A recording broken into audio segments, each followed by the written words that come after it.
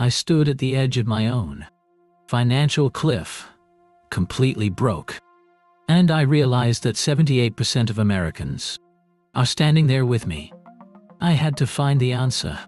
So I traveled the country to find it. I interviewed 100 debt-free Americans. They were all different, but they shared one profound secret. Let's meet Sarah, 42 years old, a teacher from Ohio. She carried $90,000 in student loan and credit card debt. It felt like a physical weight on my chest, she said. Then there was Mark, a software engineer in Silicon Valley. High income, high debt. He had a mortgage that felt endless. Their stories, and the other 98, were full of struggle. The initial setup, they were just following the normal path. Go to school, get the house, buy the car, buy what you deserve. They were all trapped in the American financial cycle. The interviews reveal the cost, not just the interest paid, but the missed opportunities, the arguments, the stress. I saw the tears in Sarah's eyes when she talked about her son. I couldn't even afford to take him to the dentist. Mark confessed to spending sleepless nights staring up. The anxiety was a constant companion for all of them. It controlled their career, choices, and their dreams. They were all working to maintain a lifestyle they couldn't afford. The struggle was not in why they were doing, but why they were doing it. To service a mountain of debt.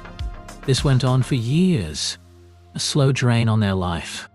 They tried all the common advice, budgeting, side hustles, but the core problem remained.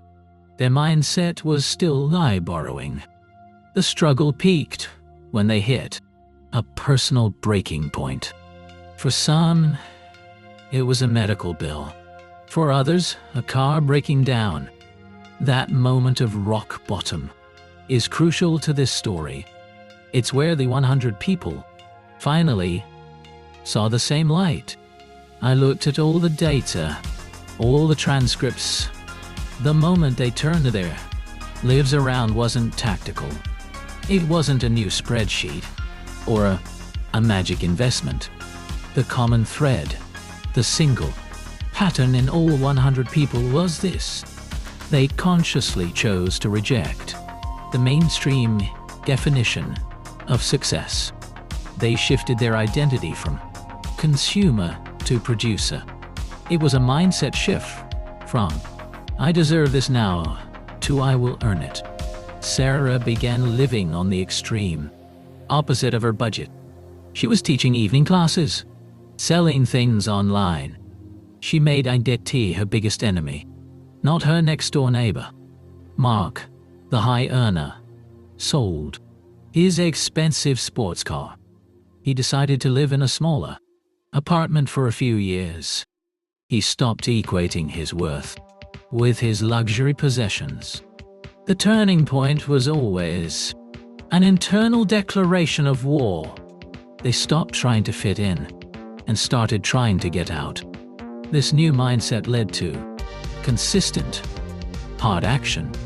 It wasn't a massive change overnight, but a relentless pursuit. The 100 people described it like being on a treadmill.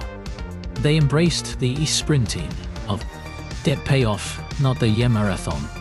Sarah paid off $90,000 in 4.5 years. She used every bonus, every tax return, every side income. Mark aggressively paid down his mortgage principal. He used the money saved from selling his expensive car. He was debt-free, including his house, in 7 years.